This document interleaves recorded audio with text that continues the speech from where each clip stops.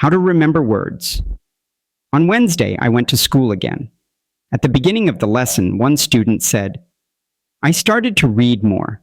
I feel that it is good for me. I can see how my grammar is better, but I have a problem. When I read, I look up a new word in a dictionary, then I continue reading.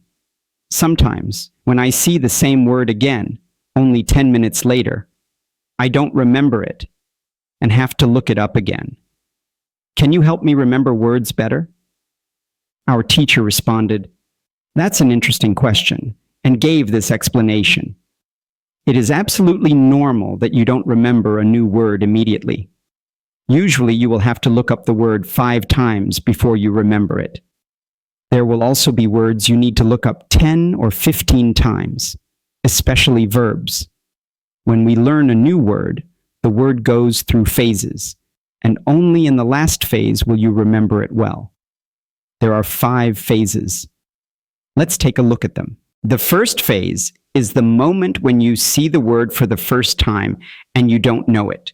You look it up in the dictionary.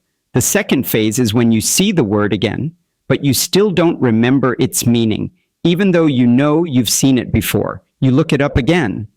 The third phase is when you see the word again and have an idea of what it could mean, but you're not sure. For example, you might know that the word refers to some kind of object, animal, or verb. The fourth phase is when you know what the word means when you see it, but you're not able to recall it when you want to say it. At this point, the word is in your passive vocabulary. The fifth phase is when you are able to use the word when you speak. Now you can see there are 5 phases altogether. Do you understand why it's not possible to remember a new word when you see it for the first time? You would have to jump across all the phases with just one encounter, which isn't realistic. You need to see or hear every word several times and let it go through all the phases until you get to phase 5. You should be happy not only when you learn a word perfectly, but also when you move from one phase to the next. Each step brings you closer to the final goal, which is using the word without problems in everyday communication. This explanation was interesting to me. I didn't know about these phases, but it all made sense. I had often looked up a new word in the dictionary only to forget it 2 minutes later, and I felt stupid. Now I understand that it's okay not to remember a word immediately. I need several encounters with the word before I can use it properly. After school, I went to my football training. Our coach told us that there would be a match on Saturday. The school team would play against another school team from Cambridge. Our coach asked me to play for the school team, and I was very happy. I'm looking forward to the match on Saturday. How to improve listening. The next day, I went to school again. One of the students asked an important question. He wanted to know how to improve his listening skills and what the best approach was. Our teacher replied, "Thank you for your question. Good listening skills are very important for communication. If you don't understand what people are saying, it will be difficult to speak with them. There are a lot of materials online for English learners, but some students may have difficulty finding the right listening materials for their level." Let's look at what you should listen to. There are 2 types of materials, audio and films. These are quite different, and different rules apply to them. When you listen to audio, you should know 95% or more of the words. If the audio has a lot of new words, read the text first, if possible, and make sure you know all the words.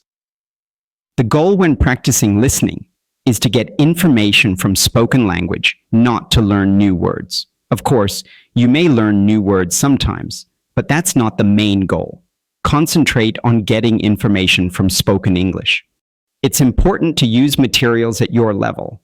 For example, you can use books in simplified English that come with audio recordings. I really recommend these books because you can choose one that matches your level. Read the book first, then listen to the recording at home or when you travel. You can find great books like Robinson Crusoe and The Little Prince in simplified English. You can also visit News in levels if you like listening to the news. All these materials are available in 3 levels of English. The second type of material for listening practice is films and videos on YouTube. These are also great. You can start using them when you know 2,000 words or more. Here's what you should do with a film. Watch it for the first time with subtitles, so you understand the story, then watch it again without subtitles. If you like the film, you can watch it more than once. With each viewing, you'll understand more. It's also good to watch videos on topics you find interesting. For example, if you like nature, you can watch documentaries about nature. Reality shows are easier to understand than films or documentaries because the structure is usually the same. Aim for at least 30 minutes of listening practice a day. The more you listen, the faster you'll understand more words. Don't focus on what you don't understand. Be happy for every new sentence you do understand.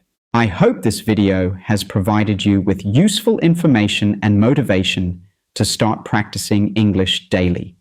If you found this video helpful, don't forget to hit the like button and subscribe so you won't miss our upcoming videos.